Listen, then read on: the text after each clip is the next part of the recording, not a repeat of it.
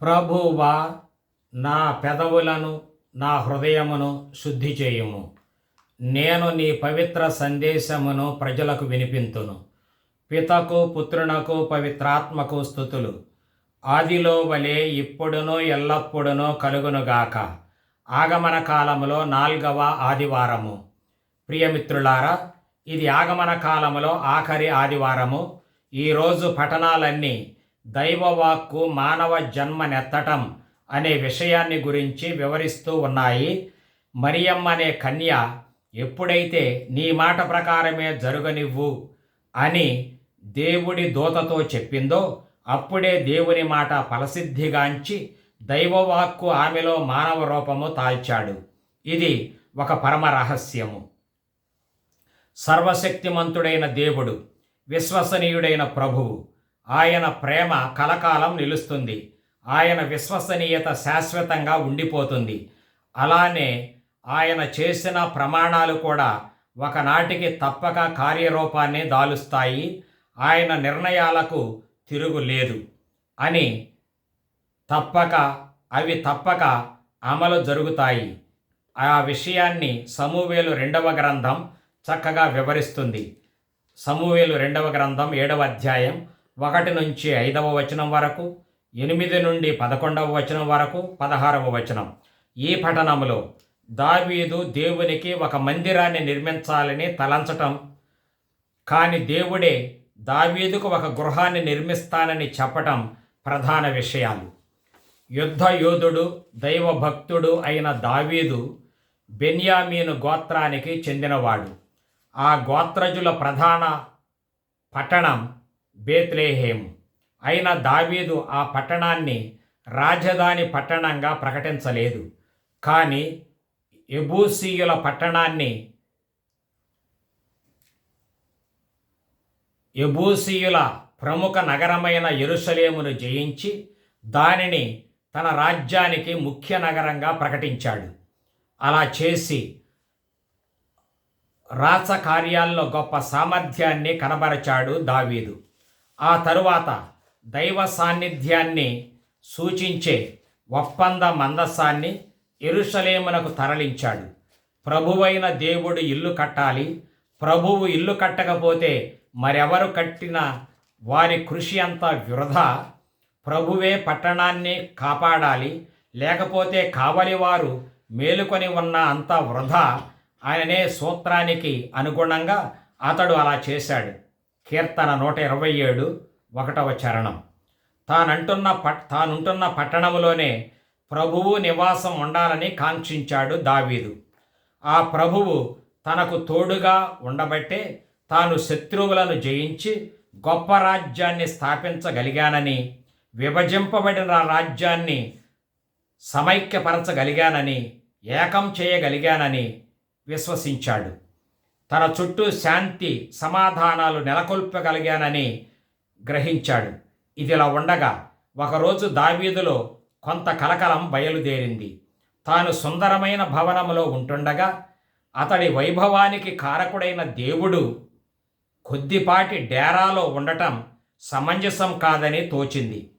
ఆ విషయాన్ని అతడు నాతాను ప్రవక్తతో ఇలా విన్నవించాడు. ప్రవక్త మహాశయ, ఇదిగో నేను దేవదారు మ్రానుతో కట్టిన భవనములో కాపురముంటున్నాను, కానీ దేవుని మందసం డేరాలో పడి ఉంది అన్నాడు. అందుకు నాతాను దావీదుతో ఏకీభవిస్తూ, ప్రభువు నీకు తోడై ఉన్నాడు కనుక నీ మనసునకు తోచినట్లు చేయి అని సలహా ఇచ్చాడు. కానీ ఆ రాత్రి దేవుడు నాతాను ప్రవక్తను హెచ్చరించాడు. నాతాను, దావీదు నాకు ఒక గృహము కట్టాలని అనుకుంటున్నాడు కదా, ఆ విషయాన్ని నీ చెవిన పడవేశాడు. అందుకు నీవు సమ్మతించావు, కానీ నాకు అలాంటి ఆశలేమీ లేవు. దావీదు నాకు ఒక మందిరాన్ని నిర్మించటం మాట అటుంచి నేనే అతనికి ఒక శాశ్వత గృహాన్ని ఏర్పాటు చేస్తున్నాను అని చెప్పు. నా ఎదుట దావీదు రాజవంశం, అతని రాజ్యం ఎప్పటికీ సుస్థిరమై ఉంటాయి, అతని సింహాసనం చిరస్థాయిగా నిలుస్తుంది అని తెలియజేయి అన్నాడు ప్రభువు. యెషయా 7వ అధ్యాయం 16వ వచనం. పూర్వం నేను చేసిన ప్రమాణం నెరవేర్చటానికి తయారు కానున్నాను అని గుర్తు చెయ్యి అని తెలియజేశాడు ప్రభువు. ఇక్కడ గృహ నిర్మాణం అంటే ఏదో ఒక అందమైన రాజభవనం నిర్మించటం కాదు, కానీ అవిచ్ఛిన్నమైన రాజవంశాన్ని ఏర్పాటు చేయటం. అనగా దావీదేమో దేవునికి ఒక రాతి గుడిని నిర్మించాలని తలపెడితే, దేవుడేమో నాకంటూ ఒక అవిచ్ఛిన్నమైన స్థావరాన్ని ఏర్పాటు చేయటం నీ వశం కాదు, నేనే ఆ కార్యాన్ని నీకు చేసి పెడతాను. అయితే రాతి గుడిని కాదు, దేవదారు చెక్క ముక్కలతో నిర్మించిన ద్వారాలను కాదు, కానీ శాశ్వతంగా నిలబడే వంశాన్ని దయచేస్తాను అన్నాడు. ఈ విధంగా ఉభయులు ప్రయత్నించేది గృహ నిర్మాణానికి అయినా భావంలో మాత్రం చెప్పలేనంత వ్యత్యాసం కనిపిస్తుంది. అలానే దేవుడు తన వాగ్దానాన్ని నిలబెట్టుకొన్నాడు. దావీదు వంశము నుంచే మెస్సియా వచ్చాడు. ఆ మెస్సియాను గురించి మాట్లాడుతూ అతడు ప్రముఖుడవుతాడు, ఆయన్ని మహామహుడైన దేవుని కుమారుడు అంటారు, ప్రభువైన దేవుడు దావీదు సింహాసనాన్ని ఆయనకిస్తాడు, ఆయన యాకోబు వంశాన్ని శాశ్వతంగా ఏలతాడు, ఆయన రాజ్యానికి అంతమంటూ ఉండదు అని దేవుని దూత ఆ విషయాన్ని మరింత స్పష్టం చేశాడు అని లోకా సువార్తకారుడు 1వ అధ్యాయంలో 32 నుంచి 33 వచనాల్లో తెలియజేశాడు. కాబట్టి దేవుడు దావీదునకు చేసిన వాగ్దానం యేసుక్రీస్తు జననం ద్వారా నెరవేరినదంటూ లోకా సువార్తకారుడు ఈ రీతిగా వర్ణించాడు. దేవుడు తన దూతయగు గబ్రియేలును నజరేతు గ్రామానికి పంపాడు. దేవుడు తన దూతను ఒక కన్య దగ్గరకు పంపాడు. ఆ కన్య పేరు మరియమ్మ. అప్పటికే ఆమెకు దావీదు వంశస్థుడగు యోసేపుతో వివాహమాయను అని. ఇక్కడ 6వ మాసం అనేది ఎలిజబెతమ్మ యొక్క గర్భధారణకు అన్వయం, అంతేగాని సంవత్సరములో 6వ మాసము కాదు. దైవ కృప వలన ఎలిజబెతమ్మ గర్భము ధరించి 6 నెలలు అయ్యింది అని అర్థం చేసుకోవాలి. ఇకపోతే మరియమ్మ కన్యక అని ఈ ఒక్క వచనములోనే 2 పర్యాయాలు చెప్పటం గమనార్హం. ఎందుకంటే మరియమ్మ కన్యగనే దేవుని ఆత్మ ప్రభావం వలన కుమారుని కన్నది అని అంటూ ఆమె కన్యాత్వాన్ని గూర్చి నొక్కి చెబుతున్నాడు లోకా రచనలో మరియమ్మ కన్యాత్వం అనేది గొప్ప భావం. అందుకే యువతి అని కానీ బాలిక అని కానీ యుక్త వయస్కురాలు అని కానీ చెప్పకుండా కన్యక అనే ప్రయోగాన్ని ఎన్నిక చేశాడు లోకా. దీనిని మనం శ్రద్ధగా గ్రహింపక తప్పదు. దేవదూత వచ్చి మరియమ్మతో కైరే కెకరితోమెనే అన్నాడు. అనగా అనుగ్రహ పరిపూర్ణురాల సంతోషించుము అని అర్థము. గ్రీకు భాషలో కారిస్ అంటే దైవ కృప లేక ఉచితానుగ్రహము అని అర్థము. అనగా అనుగ్రహ పరిపూర్ణురాల అనే ప్రయోగం దేవుని మంచితనమును కనికరమును తెలియజేస్తూ ఉంది. దేవుడు మరియమాతను ఉచితానుగ్రహముతో పరిపూర్తిగా నింపాడు. ఈ కారణము చేతనే అనుగ్రహ పరిపూర్ణురాలై వేనోళ్ల పొగడదగిన విశిష్ట స్థాయికి కన్య మరియమ్మ చేరుకొన్నది. దేవుడు తనను తానే ఆమెకు ఒక వరంగా సమర్పించుకొన్నాడు. ఈ విధముగా దేవుడు మరొకసారి తన ప్రజలందరిపై అనంతమైన దివ్య కారుణ్యమును క్రొమ్మరిస్తూ ఉన్నాడు. అది క్రీస్తు జననం ద్వారా నెరవేరినది. దేవుని ఉచితానుగ్రహములను ప్రప్రథమంగా పొందగలిగిన భాగ్యము ఆమెకు లభించినది. కనుకనే ఆమె ధన్యురాలు, మహాయోగ్యురాలు. ఆమె ధన్యత యోగ్యత మానవులందరూ పొందబోయే దీవెనలకు ధన్యతకు గుర్తుగా ఉన్నాయి. అనుగ్రహ పరిపూర్ణురాల అన్న తరువాత ప్రభువు నీతో ఉన్నాడు అని దూత వెల్లడించాడు.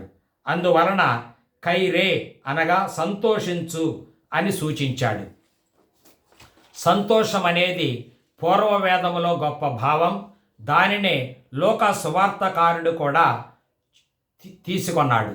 దేవుడు తన మధ్యన ఉన్నప్పుడు ప్రజలు పొందే ఆనందానికి క్రీస్తు జననం సూచకం.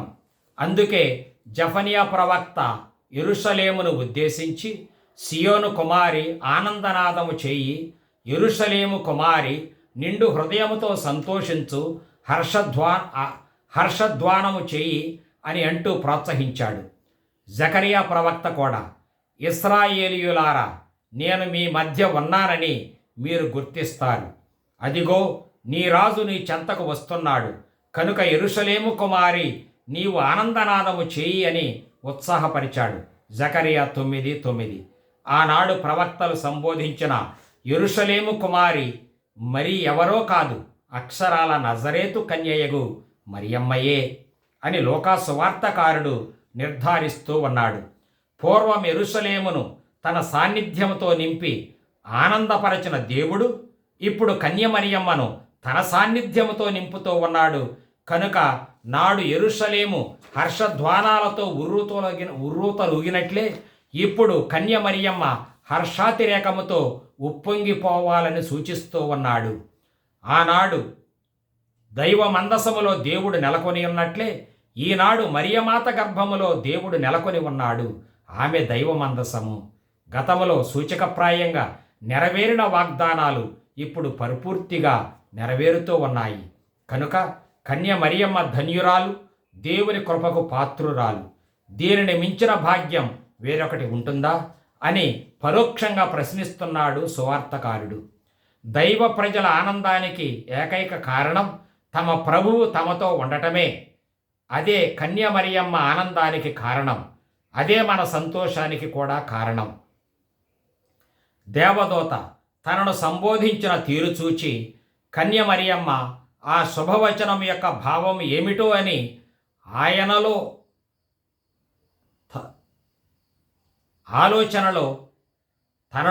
ఆలోచనలో పడినది. అప్పుడు మరల దేవదూత చొరవ తీసుకొని, మరియమ్మ, భయపడకుము, దేవుని అనుగ్రహము నీకు లభించినది, నీవు గర్భవతివి అవుతావు, కుమారుని కంటావు, కలుగబోయే శిశువునకు యేసు అని నామకరణం చేస్తావు అని తెలియజేశాడు. ఇంతకు ముందే నీవు సంతోషించు అని అన్నాడు. ఇప్పుడేమో భయపడకు అని అంటున్నాడు. అక్కడేమో అనుగ్రహ పరిపూర్ణురాలా అని అన్నాడు. ఇక్కడేమో మరియమ్మ అని సొంత పేరుతో పిలిచాడు. అప్పుడేమో దేవుడు నీతో ఉన్నాడు అని అన్నాడు. ఇప్పుడేమో దేవుడు ఆమెతో ఉన్న తీరును తెలియజేశాడు. నీవు కుమారుని కంటావు, ఆ శిశువే మెస్సియా, దేవుని అభిషిక్తుడు అని తెలియజెప్పాడు. ఈ విషయం ఆమెకు అంతు పట్టలేదు. మరియమ్మ తన కన్యాత్వాన్ని చాటుతూ, పురుషునెరుగని నాకు బిడ్డ పుట్టటం ఎట్లు సాధ్యపడుతుంది అని కన్య మరియమ్మ ప్రశ్నించినది. అదంతా పరిశుద్ధాత్మ ద్వారా నెరవేరుతుంది అని దూత వివరించాడు. ఈ రీతిగా పరిశుద్ధాత్మ మరియమ్మ పైకి దిగిరావటం వలన ఆమె గర్భాన వెలసిన బిడ్డడు ఒక ప్రత్యేక పుత్రుడు అయ్యాడు. ఆ పుత్రుడు పవిత్రుడును దైవసుతుడును కూడా. ఆయన జన్మస్థలం ఒక నిష్కళంక కన్య గర్భం. కాబట్టి ఆ శిశువు పరమ పవిత్రుడు, దేవుని మానస పుత్రుడు. అతని జన్మకు హేతువు పరిశుద్ధాత్మయే. అందువలన ఆయన స్థాయి విశిష్టమైన స్థాయి, దేవుణ్ణి మానవుల మధ్య ప్రత్యక్షపరిచే స్థాయి, దైవకృపను వెల్లడించే స్థాయి. అదే రక్షణాత్మకమైన దైవ తనయుని స్థాయి. ఆయనే మానవులందరి విమోచకుడైన యేసుక్రీస్తు. అప్పుడు మరియమాత, ఇదిగో నేను ప్రభువు దాసురాలను, దేవుని అభీష్టము నా యందు నెరవేరునుగాక అని తన సమ్మతిని తెలియజేసినది. ప్రభువు దాసురాలను అని అనటం ద్వారా కన్య మరియమ్మ గొప్ప దైవభక్తిని, దేవుని యందు విశ్వాసాన్ని, వినయ విధేయతలను కనబరచినది. దేవుని ఉద్దేశము నెరవేర్చటములో తాను పూర్తి సంసిద్ధతను తెలియచేసినది. ఈ విధముగా కన్య మరియమ్మ విశ్వాసపాత్రమైన సేవకురాలుగను శిష్యురాలుగను రూపొందినది. ఆమె శిష్యరికము పరిపూర్ణమైనది, పరిపక్వమైనది. అందుకే ఆమె వలె దేవుని చిత్తమును నెరవేర్చాలనుకునే ప్రతి భక్తునికి కన్య మరియమ్మ గొప్ప ఆదర్శ జీవిని, మానవులందరిలోనూ మాన్యురాలు, మహాధన్యురాలు. రాజు తలచుకుంటే దెబ్బలకు కొదవ అన్నట్లు దేవుడు అనుకుంటే జరగనిది ఏముంది? అతనికి సాధ్యము కానిదంటూ అసలు ఉందా? లేదు, లేదు, ముమ్మాటికి లేదు. అయినా ఆయన మనిషి స్వేచ్ఛా స్వాతంత్ర్యాలను గౌరవిస్తూ ఉంటాడు. ఏ విషయంలోనూ దేవుడు మనిషిని బలవంతము చేయడు. మరియమ్మ విషయములోనూ అదే జరిగింది. దైవసుతుణ్ణి ఆమెలో ఉద్భవింపచేసే ముందు దేవుడు మరియమ్మ అనుమతిని పొందాడు. ఆమె అంగీకరించకపోతే యేసు ఆమె గర్భములో మూర్తీభవించేవాడే కాదు. మరియమ్మ యేసుమాత అయ్యేదే కాదు. ఆమె స్వేచ్ఛగా తన సమ్మతిని వెల్లడించింది కనుక దేవుడు ఆమె సహకారముతో దైవ తనయునికి నివాసాన్ని ఆమెలోనే ఏర్పాటు చేశాడు. దేవుడు అంత మంచివాడు. బలం, అధికారం ఉంది కదా అని ఆయన ఉద్దేశాన్ని ఎవరి మీద బలవంతంగా రుద్దడు. ఎవరైనా స్వేచ్ఛగానే ఆయనతో సహకరించి పనిచేస్తేనే ఆ సేవను ఆయన స్వీకరిస్తాడు. మనిషి స్వాతంత్ర్యాన్ని గౌరవించటంలో దేవుడు గొప్ప ఔదార్యాన్ని ప్రదర్శిస్తాడు అని మరియమ్మ మంగళవార్తను స్వీకరించిన సన్నివేశం తెలియజేస్తూ ఉంది. ఒకనాడు జకరియా తన వంతు ప్రకారం దేవుని సన్నిధిలో అర్చక విధిని నెరవేరుస్తూ ఉన్నాడు. అప్పుడు దేవుని దూత అతనికి ప్రత్యక్షమై, జకరియా, భయపడకు, నీ భార్య ఎలిజబెతమ్మ వృద్ధురాలైనప్పటికీ గొడ్రాలైనప్పటికీ ఒక కుమారుణ్ణి కంటుంది. అతనికి యోహాను అని పేరు పెట్టు అన్నాడు. అయితే జకరియా దూత మాటల్ని నమ్మలేకపోయాడు. అతడు చెప్పేది నిజమే అనటానికి ఒక గుర్తును ఇవ్వమన్నాడు. అవిశ్వాసంగా మాట్లాడాడు. లోకాసువార్త 1:5-25 వరకు. కానీ మరియమ్మ అలా చేయలేదు. దూత చెప్పిన మాటల్ని పూర్తిగా నమ్మింది. అయితే ఆ మాటల అంతరార్థం ఏమిటో తెలియజెప్పుమని అడిగింది. జ్ఞానోదయం కొరకు వేడుకొన్నదే కానీ అవిశ్వాసాన్ని వెల్లడించలేదు. ఆమె గొప్ప విశ్వాసిని. అలానే మనము చేయాలి. మరియమ్మలాగా వేద సత్యాన్ని నమ్మాలి. కానీ వేద సత్యాల భావాల లోతుల్ని తరచి చూడాలి కూడా. విశ్వసిస్తేనే చాలదు. విశ్వసించిన వాటిని గురించి చదివి తెలుసుకోవాలి. మన విశ్వాసం అర్థవంతమైందై ఉండాలి. కనుక సాధ్యమైనంత వరకు దాని లోతుల్లో ప్రవేశించి పరిశోధించాలి. అందువలనే మరియమాత వలె మనము కూడా జ్ఞానోదయం కొరకు వేడుకొందాం. ఎన్ని చదివినా, ఎన్ని నేర్చినా విశ్వాస సత్యాలు చాలా వరకు మానవ బుద్ధికి అతీతంగానే ఉంటాయి. అయినా వీలైనంత వరకు వాటి భావాల్ని నేర్చుకొనడం చాలా అవసరం. అందుకే సత్యోపదేశం తరగతులు నిర్వహించడం అనేది చాలా ముఖ్యం. అందరూ క్యాథలిక్ శ్రీసభ అందించే సత్యోపదేశాన్ని క్షుణ్ణంగా పఠించటం, బైబిలు వాక్యాలు వినడం, వ్యాఖ్యానాలు పరిశీలించటం ప్రధానం. మరియమ్మ దూతను అడిగినట్లే మనము మన బోధకులైన మత గురువులను, వేదాంతులను సమీపించి ఈ వేదవాక్కుల భావం ఏమిటి అని ప్రశ్నిద్దాం. జ్ఞానోదయం కొరకు అన్వేషణ కొనసాగించుదాం. అర్థవంతమైన విశ్వాసములో ముందుకు సాగిపోదాం. మరియమ్మ దేవదూత చెప్పిన మాటల వెనుక దాగి ఉన్న భావాన్ని విశదీకరించుమని సవినయంగా కోరింది. ఆమె కోరినట్లే దూత కూడా అనేక మాటలు వాడి వివరణం చెప్పాడు. అయినా ఆ వేద భావాలు అప్పటిలో ఆమెకు అంతగా అంతుపట్టలేదు. అయినా మరియమ్మ ఆ దేవదూత మాటల్ని మనస్సులోనే, హృదయములోనే పదిలపరచుకొని మననం చేస్తూ వచ్చింది. క్రమక్రమంగా దేవుని ప్రణాళికను అర్థము చేసుకుంటూ ఉంది. మన జీవితము అంతే. మనం కూడా ఆదివారం నాడు ఆలకించే ప్రసంగాలను, శ్రీసభ బోధించే సత్యోపదేశాలను శ్రద్ధగా వినాలి. వాటిని మనస్సులోనూ హృదయంలోనూ దాచుకొని వాటి లోతుల్ని పరిశోధిస్తూ ఉండాలి. ఈ రీతిగా మన విశ్వాసం పోషణ పొందుతూ పరిపూర్ణమవుతూ ఉంటుంది. దేవుని దూత మరియమ్మతో, నీ చుట్టమైన ఎలిజబెతమ్మను చూడు, ఆమెకు వయస్సు మళ్ళినది కదా, గొడ్రాలైన ఆమె గర్భము ధరించి ఇది 6వ మాసము అన్నాడు.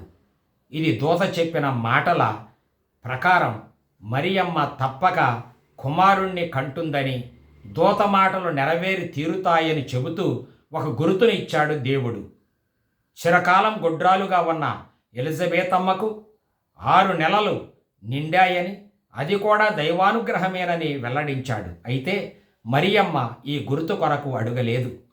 దూత మాటల భావాన్ని విపులీకరించమని మాత్రమే ఆమె కోరింది. అయినా దేవుడు మరింత ఔదార్యాన్ని కనబరుస్తూ ఎలిజబెతులో జరిగిన అద్భుతాన్ని ఒక సంజ్ఞగా వాడాడు. అయినా మరియమ్మ దేవుణ్ణి నమ్మటానికి కారణం ఎలిజబెతు సంఘటనం కానే కాదు. దేవుని మాటల్ని వినగానే మరియమ్మ దేవుణ్ణి నమ్మింది.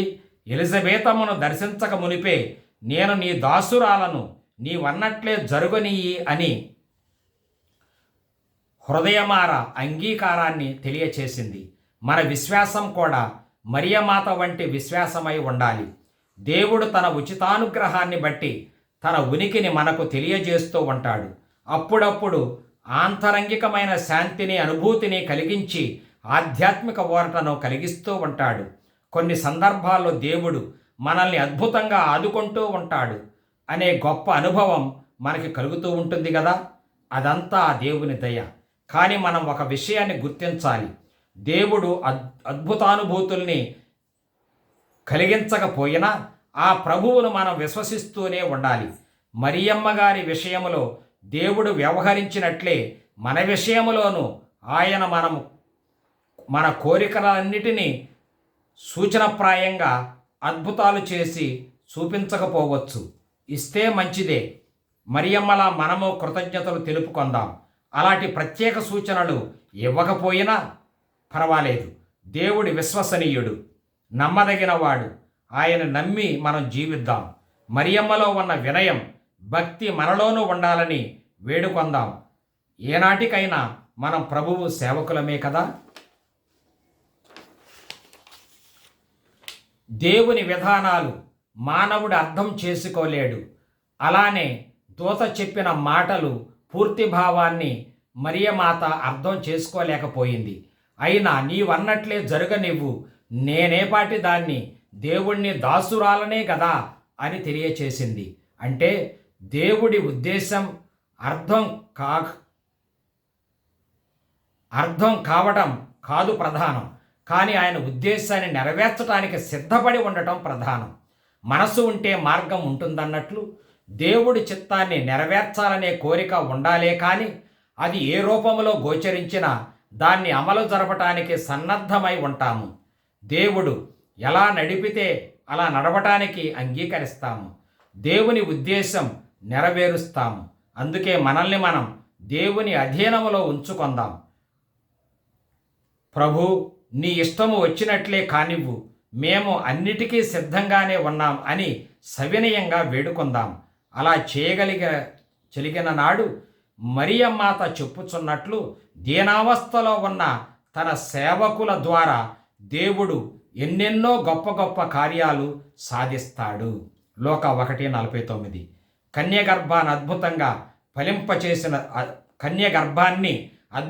ఫలింపచేసిన దేవుడు ఎంత ఘోరపాపి జీవితాన్నైనా అద్భుతంగా మార్చగలుగుతాడు, సఫలం చేయగలుగుతాడు. దీనికి ఆయనకు అసాధ్యమైనది ఏమీ లేదు. కనుక ఈనాటి మాట ఇది: కన్యమరియ గర్భం పండినది, జగమంతా ఆనందముతో నిండినది.